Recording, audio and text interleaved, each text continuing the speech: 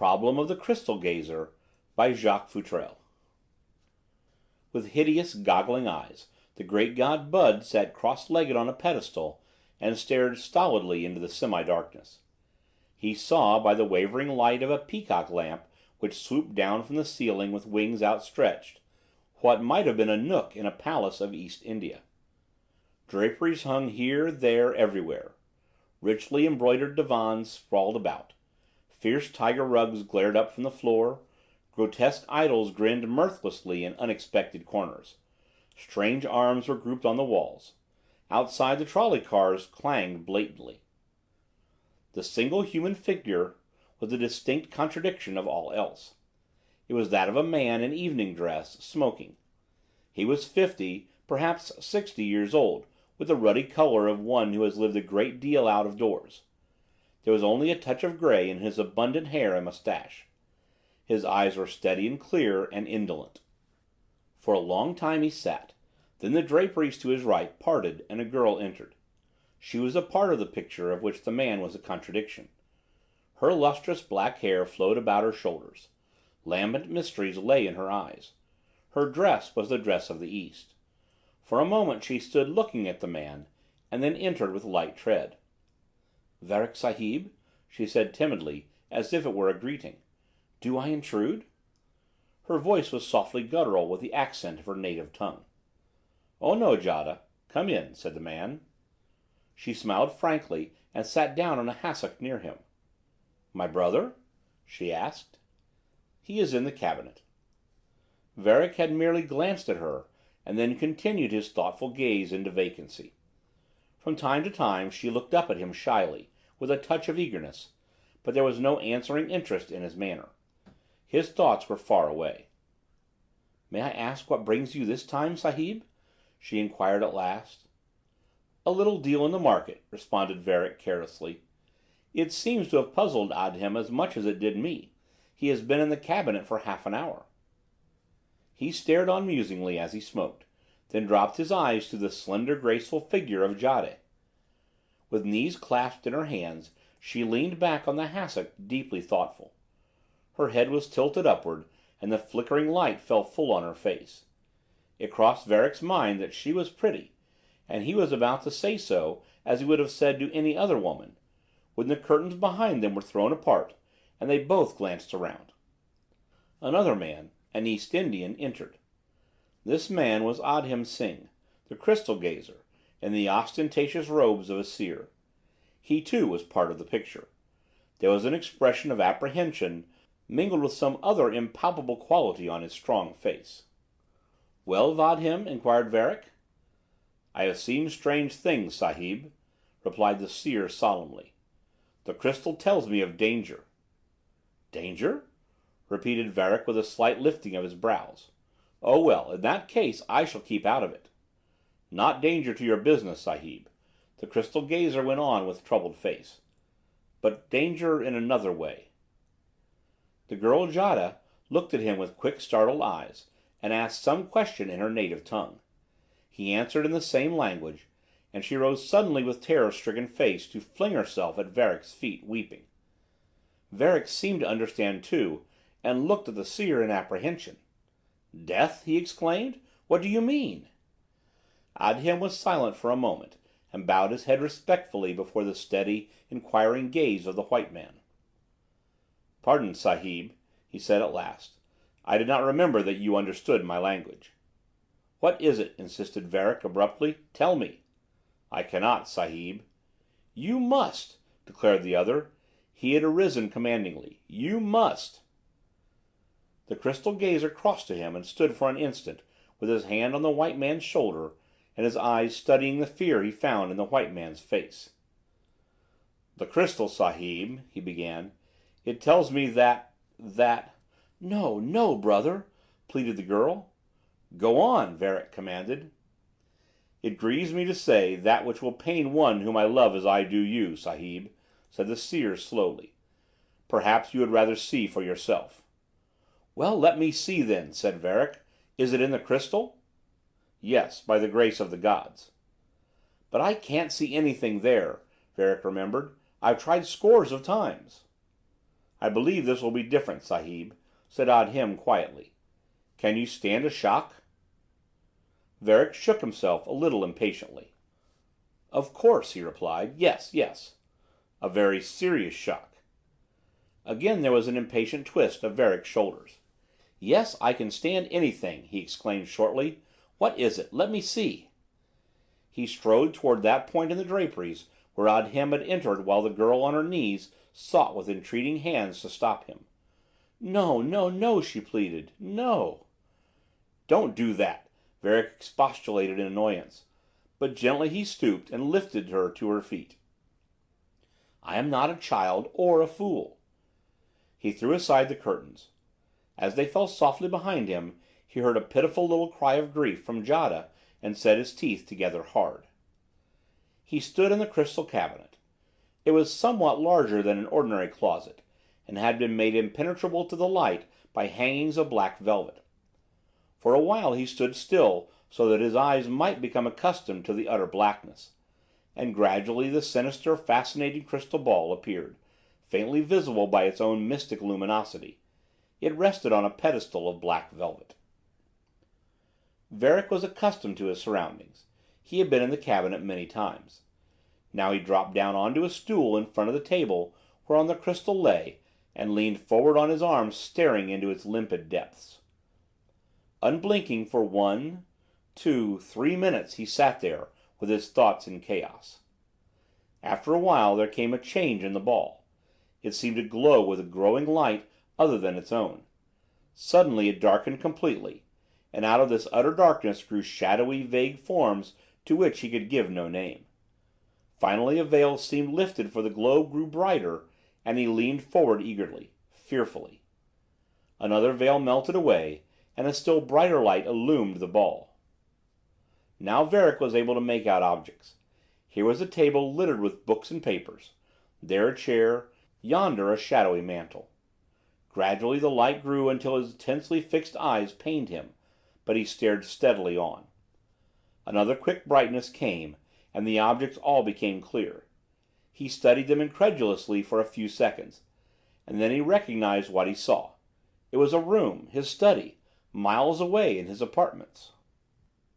A sudden numb chilliness seized him, but he closed his teeth hard and gazed on. The outlines of the crystal were disappearing. Now they were gone, and he saw more. A door opened, and a man entered the room into which he was looking. Varick gave a little gasp as he recognized the man. It was himself. He watched the man, himself, as he moved about the study aimlessly for a time, as if deeply troubled. Then as he dropped into a chair at the desk. Varick read clearly on the vision face those emotions which he was suffering in person. As he looked, the man made some hopeless gesture with his hands, and leaned forward on the desk with his hands on his arms. Varick shuddered. For a long time, it seemed, the man sat motionless. Then Varick became conscious of another figure, a man, in the room. This figure had come into the vision from his own viewpoint. His face was averted. Varick did not recognize the figure, but he saw something else and started in terror. A knife was in the hand of the unknown, and he was creeping stealthily toward the unconscious figure in the chair, himself, with the weapon raised. An inarticulate cry burst from Varick's colorless lips, a cry of warning, as he saw the unknown creep on toward himself. He saw the figure that was himself move a little, and the unknown leaped. The upraised knife swept down and was buried to the handle. Again a cry, an unintelligible shriek, burst from Varick's lips. His heart fluttered and perspiration poured from his face. With incoherent mutterings, he sank forward helplessly. How long he remained there he didn't know, but at last he compelled himself to look again. The crystal glittered coldly on its pedestal of velvet, but that hideous thing which had been there was gone. The thought came to him to bring it back, to see more, but repulsive fear, terror, seized upon him. He rose and staggered out of the cabinet. His face was pallid, and his hands clasped and unclasped nervously. Jada was lying on a divan, sobbing. She leaped to her feet when he entered, and looking into his face, she knew. Again she buried her face in her hands and wept afresh. Odham stood with moody eyes fixed on the great god Bud. I understand, said Varick between his teeth, but I don't believe it. The crystal never lies, Sahib, said the seer sorrowfully. But it can't be that, Varick declared protestingly. Be careful, Sahib. Oh, be careful, urged the girl. Of course I shall be careful, said Varick shortly. Suddenly he turned to the crystal gazer, and there was a menace in his tone. Did ever such a thing appear to you before? Only once, Sahib. And did it come true? Odham inclined his head slowly. I may see you tomorrow, exclaimed Varick suddenly. This room is stifling. I must go out. With twitching hands he drew on a light coat over his evening dress, picked up his hat, and rushed out into the world of realities. The crystal gazer stood for a moment, while Jada clung to his arm tremblingly. It is as the gods will, he said sadly at last.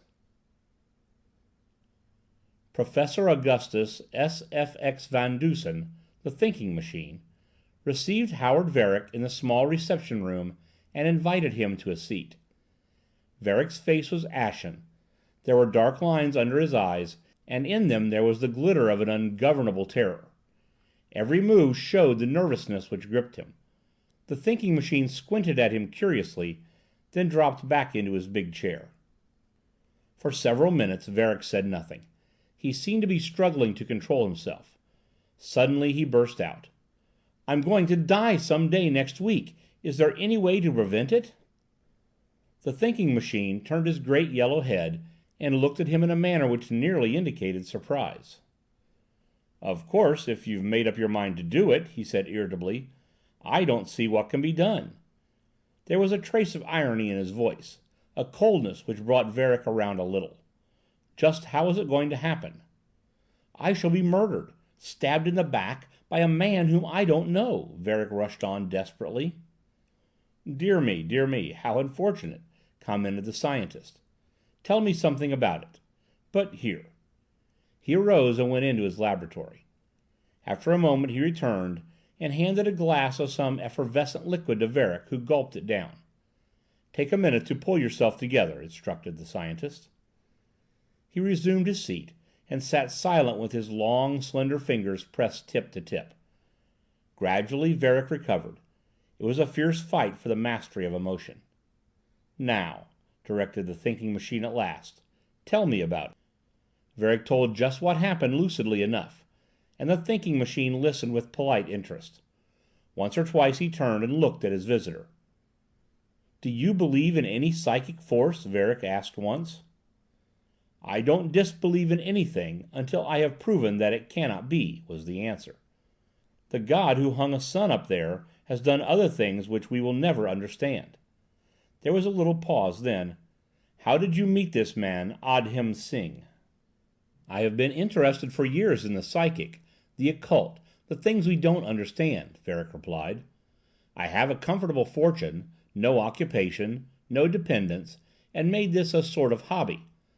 I have studied it superficially all over the world. I met Audham Singh in India 10 years ago, afterwards in England, where he went through Oxford with some financial assistance from me, and later here. 2 years ago, he convinced me that there was something in crystal gazing. Call it telepathy, self-hypnotism, subconscious mental action, what you will. Since then the science, I can call it nothing else, has guided me in every important act of my life. Through Audham Singh? Yes. And under a pledge of secrecy, I imagine. That is, secrecy as to the nature of his revelations. Yes. Any taint of insanity in your family? Varick wondered whether the question was in the nature of an insolent reproof, or was a request for information. He construed it as the latter. No, he answered. Never a touch of it. How often have you consulted Mr. Singh? Many times.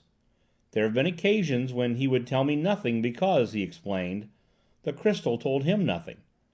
There have been other times when he advised me correctly. He has never given me bad advice, even in intricate stock operations. Therefore I have been compelled to believe him in all things." "You were never able to see anything yourself in the crystal until this vision of death last Tuesday night, you say?" "That was the first." "How do you know the murder is to take place at any given time? That is, next week, as you say." "That is the information Adham Singh gave me," was the reply. "He can read the visions. They mean more to him than—" "In other words, he makes it a profession," interrupted the scientist. "Yes." "Go on." "The horror of the thing impressed me so, both of us, that he has, at my request, twice invoked the visions since that night. He, like you, wanted to know when it would happen. There is a calendar by weeks in my study. That is, only 1 week is shown on it at a time. The last time the vision appeared he noted this calendar. The week was that beginning next Sunday, the 21st of this month. The only conclusion we could reach was it would happen during that week." The thinking machine arose and paced back and forth across the room, deeply thoughtful. At last he stopped before his visitor. "It's perfectly amazing," he commented emphatically. "It approaches nearer to the unbelievable than anything I have ever heard of." Varick's response was a look that was almost grateful. "You believe it impossible, then?" he asked eagerly. "Nothing is impossible," declared the other aggressively. "Now, Mr. Varick, you are firmly convinced that what you saw was prophetic? That you will die in that manner, in that place?" "I can't believe anything else. I can't," was the response. "And you have no idea of the identity of the murderer to be, if I may use that phrase?" "Not the slightest. The figure was wholly unfamiliar to me." "And you know that the room you saw in the crystal was yours?" "I know that absolutely. Rugs, furniture, mantel, books, everything was mine." The thinking machine was again silent for a time. "In that event," he said at last, "the affair is perfectly simple.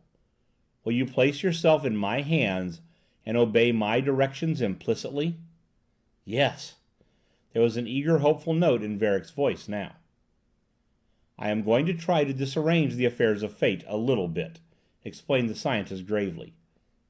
"I don't know what will happen, but it will be interesting to try to throw the inevitable, the preordained, I might say, out of gear, won't it?" With a quizzical, grim expression about his thin lips, the thinking machine went to the telephone in an adjoining room and called someone. Varick heard neither the name nor what was said, merely the mumble of the irritable voice. He glanced up as the scientist returned. "Have you any servants? A valet, for instance?" asked the scientist. "Yes, I have an aged servant, a valet, but he is now in France. I gave him a little vacation. I really don't need one now, as I live in an apartment house, almost a hotel." "I don't suppose you happen to have $3,000 or $4,000 in your pocket?" "No, not so much as that," was the puzzled reply. "If it's your fee—" "I never accept fees," interrupted the scientist. "I interest myself in affairs like these because I like them. They are good mental exercise. Please draw a check for, say, $4,000 to Hutchison Hatch." "Who is he?" asked Varick. There was no reply. The check was drawn and handed over without further comment. It was 15 or 20 minutes later that a cab pulled up in front of the house. Hutchison Hatch, reporter, and another man whom he introduced as Philip Byrne were ushered in. As Hatch shook hands with Varick, the thinking machine compared them mentally. They were relatively of the same size, and he bobbed his head as if satisfied. "Now, Mr. Hatch," he instructed, "take this check and get it cashed immediately, then return here. Not a word to anybody." Hatch went out, and Byrne discussed politics with Varick until he returned with the money. The thinking machine thrust the bills into Byrne's hands, and he counted it, afterwards stowing it away in a pocket. "Now, Mr. Varick, the keys to your apartment, please," asked the scientist. They were handed over, and he placed them in his pocket. Then he turned to Varick. "From this time on," he said, "your name is John Smith. You are going on a trip, beginning immediately with Mr. Byrne here. You are not to send a letter, a postal, a telegram, or a package to anyone. You are to buy nothing. You are to write no checks. You are not to speak to or recognize anyone. You are not to telephone or attempt in any manner to communicate with anyone, not even me. You are to obey Mr. Byrne in everything he says." Varick's eyes had grown wider and wider as he listened. "But my affairs, my business," he protested. "It is a matter of your life or death," said the thinking machine shortly. For a moment Varick wavered a little. He felt that he was being treated like a child. "As you say," he said finally. "Now, Mr. Byrne," continued the scientist, "you heard those instructions. It is your duty to enforce them. You must lose this man and yourself. Take him away somewhere to another place. There is enough money there for ordinary purposes. When you learn that there has been an arrest in connection with a certain threat against Mr. Varick, come back to Boston, to me, and bring him. That's all." Mr. Byrne arose with a businesslike air. "Come on, Mr. Smith," he commanded. Varick followed him out of the room. Here was a table littered with books and papers. There a chair, yonder a shadowy mantel. A door opened and a man entered the room. Moved about the study aimlessly for a time, as if deeply troubled, then dropped into a chair at his desk. Made some hopeless gesture with his hands, and leaned forward on the desk with his head on his arms. Another figure in the room, knife in his hand. Creeping stealthily towards the unconscious figure in the chair with the knife raised, the unknown crept on, on, on. There was a blinding flash, a gush of flame and smoke, a sharp click, and through the fog came the unexcited voice of Hutchison Hatch, reporter. "Stay right where you are, please." "That ought to be a good picture," said the thinking machine. The smoke cleared, and he saw Adhem Singh standing watching with deep concern, a revolver in the hands of Hatch, who had suddenly arisen from the desk in Varick's room. The thinking man rubbed his hands briskly. "Ah, I thought it was you," he said to the crystal gazer. "Put down the knife, please. That's right. It seems a little bold to have interfered with what was to be like this. But you wanted too much detail, Mr. Singh. You might have murdered your friend if you hadn't gone into so much trivial theatrics." "I suppose I am a prisoner?" asked the crystal gazer. "You are," the thinking man assured him cheerfully. "You are charged with the attempted murder of Mr. Varick.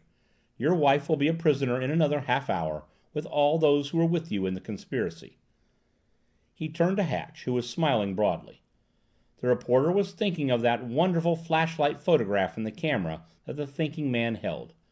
The only photograph in the world, so far as he knew, of a man in the act of attempting an assassination. "Now, Mr. Hatch," the scientist went on, "I will phone to Detective Mallory to come here and get this gentleman, and also to send men and arrest every person to be found in Mr. Singh's home. If this man tries to run, shoot." The scientist went out, and Hatch devoted his attention to his sullen prisoner. He asked half a dozen questions, and receiving no answers, he gave it up as hopeless.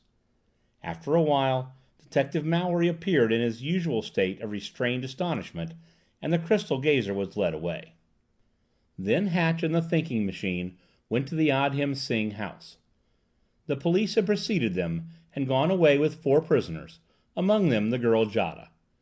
They obtained an entrance through the courtesy of a policeman left in charge, and sought out the crystal cabinet. Together they bowed over the glittering globe as Hatch held a match. "But I still don't see how it was done," said the reporter, after they had looked at the crystal. The thinking man lifted the ball and replaced it on its pedestal half a dozen times, apparently trying to locate a slight click. Then he fumbled all around the table, above and below. At his suggestion, Hatch lifted the ball very slowly, while the scientist slid his slender fingers underneath it. "Ah!" he exclaimed at last. "I thought so. It's clever, Mr. Hatch, clever. Just stand here a few minutes in the dark, and I'll see if I can operate it for you." He disappeared, and Hatch stood staring at the crystal until he was developing a severe case of the creeps himself. Just then a light flashed in the crystal, which had been only dimly visible, and he found himself looking into the room in Howard Varick's apartment, miles away. As he looked, startled, he saw the thinking machine appear in the crystal and wave his arms. The creepiness passed instantly in the face of this obvious attempt to attract his attention. It was later that afternoon that the thinking machine turned the light of his analytical genius on the problem for the benefit of Hatch and Detective Mallory. "Charlatanism is a luxury which costs the peoples of the world incredible sums," he began. "It had its beginnings, of course, in the dark ages when man's mind grasped at some tangible evidence of an infinite power, and through its very eagerness was easily satisfied. Then quacks began to prey upon men, and do to this day under many guises and under many names. This condition will continue until enlightenment has become so general that man will realize the absurdity of such a thing as nature, or the other world's forces, going out of its way to tell him whether a certain stock will go up or down. A sense of humor ought to convince him that disembodied spirits do not come back and rap on tables and answer to asinine questions. These things are merely prostitutions of the divine revelations." Hatch smiled a little at the lecture platform tone, and Detective Mallory chewed his cigar uncomfortably. He was there to find out something about crime. This thing was over his head. "This is merely preliminary," the thinking machine went on after a moment. "Now as to this crystal-gazing affair, a little reason, a little logic. When Mr. Varick came to me, I saw he was an intelligent man who had devoted years to a study of the so-called occult. Being intelligent, he was not easily hoodwinked, yet he had been hoodwinked for years, therefore I could see that the man who did it must be far beyond the blundering fool usually found in these affairs. Now Mr. Varick, personally, had never seen anything in any crystal, remember that, until the vision of death. When I knew this, I knew the vision was stamped as quackery. The mere fact of him seeing it proved that, but the quackery was so circumstantial that he was convinced. Thus we have quackery. Why? For a fee? I can imagine successful guesses on the stock market bringing fees to Adham Singh, but the vision of a man's death is not the way to his pocketbook. If not for a fee, then what? A deeper motive was instantly apparent. Mr. Varick was wealthy. He had known Singh and had been friendly with him for years, had supplied him with funds to go through Oxford, and had no family or dependents. Therefore it seemed probable that a will, or perhaps in another way, Singh would benefit by Mr. Varick's death. There was a motive for the vision, which might have been at first an effort to scare him to death because he had a bad heart. I saw all these things when Mr. Varick talked to me first, several days after he saw the vision, but did not suggest them to him. Had I done so, he would not have believed so sordid a thing, for he believed in Singh, and would probably have gone his way to be murdered or to die of fright as Singh intended.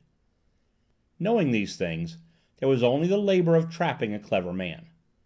Now the Hindu mind works in strange channels. It loves the mystic, the theatric, and I imagined that having gone so far, Singh would attempt to bring the vision to a reality. He presumed, of course, that Mr. Varick would keep the matter to himself. The question of saving Varick's life was trifling. If he was to die at a given time in a given room, the thing to do was to place him beyond possible reach of that room at that time. I phoned to you, Mr. Hatch, and asked you to bring me a private detective who would obey orders, and you brought me Mr. Byrne. You heard my instructions to him. It was necessary to hide Mr. Varick's identity, and my elaborate directions were to prevent anyone getting the slightest clue as to him having gone, or as to where he was. I don't know where he is now. Immediately Mr. Varick was off my hands, I had Martha, my housekeeper, write a note to Singh explaining that Mr. Varick was ill and confined to his room, and for the present was unable to see anyone. In this note a date was specified when he would call on Singh. Martha wrote, of course, as a trained nurse who was in attendance merely on daytime. All these points were made perfectly clear to Singh. That done, it was only a matter of patience. Mr. Hatch and I went to Mr. Varick's apartments each night. I had Martha there in daytime to answer questions, and waited in hiding. Mr. Hatch is about Varick's size, and a wig helped us along. What happened then you know. I may add that when Mr. Varick told me the story, I commented on it as being almost unbelievable. He understood, as I meant he should, that I referred to the vision. I really meant that the elaborate scheme which Singh had evolved was unbelievable. He might have killed him just as well with a drop of poison or something equally pleasant. The thinking machine stopped as if that were all.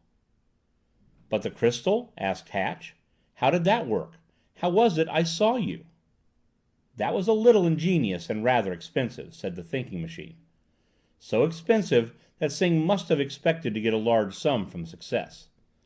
I can best describe the manufacture of the vision as a variation of the principle of the camera obscura. It was done with lenses of various sorts and a multitude of mirrors, and required the assistance of two other men, those who were taken from Singh's house with Jada. First, the room in Mr. Varick's apartments was duplicated in the basement of Singh's house, even to rugs, books, and wall decorations. There two men rehearsed the murder scene that Mr. Varick saw. They were disguised, of course. You have looked through the wrong end of a telescope, of course.